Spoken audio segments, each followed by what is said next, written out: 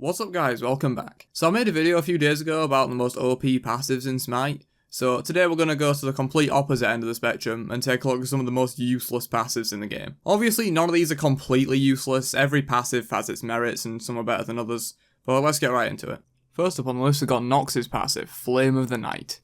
This passive isn't all bad. If you can keep it stacked in the late game, then it can be incredibly powerful. Like 12% power is like 50 or 60 extra free power depending on your build. But therein lies the problem with this passive. It's way too hard to keep it stacked reliably.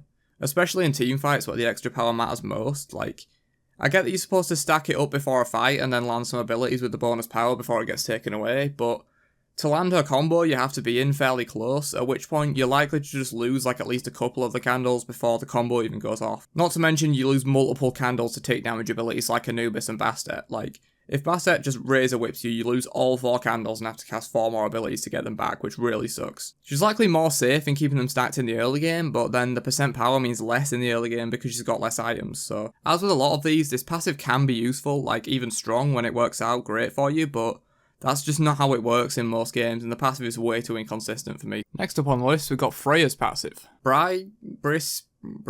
Bryson Ramon's... It's called Brissingerman's Blessing, you fucking noob. This passive isn't bad in particular. Frey can make good use of the lifesteal for early game sustain and boxing later on in teamfights with a 2-1 combo. The reason it's on this list is because it's simply worse than other passives in the game. Like, plenty of passives provide much larger benefits to stats, or like, they're weaved into God's kits and provide bonuses to other abilities. But Freya's passive is just some lifesteal and nothing else. On top of being one of the most boring passives in the game, it's also one of the weakest, though it's likely due in part to her being one of the first gods to be added to the game. Halfway through at number 3 we've got Arachne's passive, Predator. This passive in itself isn't inherently bad. Like, extra damage to finish off kills isn't the worst passive in the world, but the fact that you have to be constantly killing stuff to make any use of this passive makes it a bit iffy. Like, granted it can give her extra clear, but only having 30% increased damage just doesn't cut it and leaves this passive feeling like it really should do more. Not to mention the target has to be at 0% HP to get the full benefit anyway. It's a decent passive if you're snowballing, and she can just go for a single target burst on gods and make use of the decent bonus damage this provides.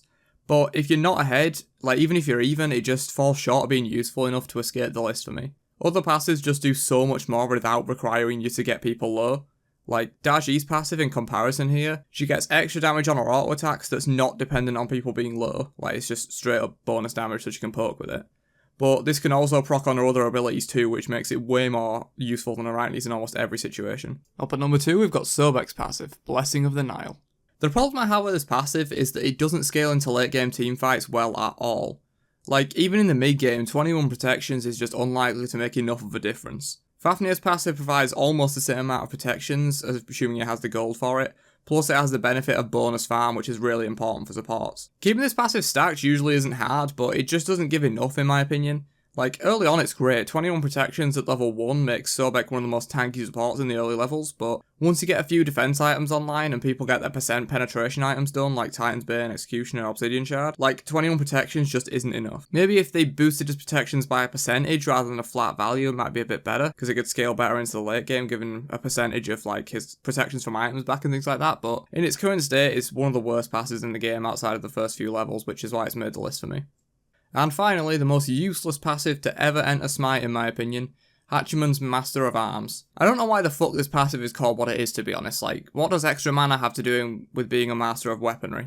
Whatever. It's not hard to see why this ability sucks complete dick. Like, this is one of the worst abilities in the game, and it's on the list simply because it has no redeeming qualities at all. Like, late game, you're not going to give a shit about a tiny bit of MP5, since the fight will probably be over, like, win or lose by the time you run out of mana. As for the early game, potions exist. Like, why the fuck do you need an entire passive dedicated to a small amount of MP5 when you can just buy a mana potion and get 250 mana back, like, much quicker than the MP5 ticks? This passive is just even more of a joke when you consider the fact that it's put on a hunter, like one of the least ability reliant classes in the game.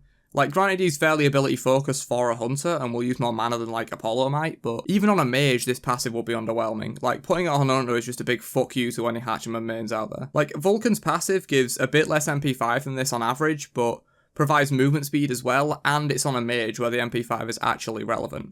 Like, I'm not gonna lie, I think Highways were on that dank when they made this passive. Thanks for watching, hope you guys enjoyed the video. Let me know which passives you think were the worst in the comments. That's about it, peace out nerds.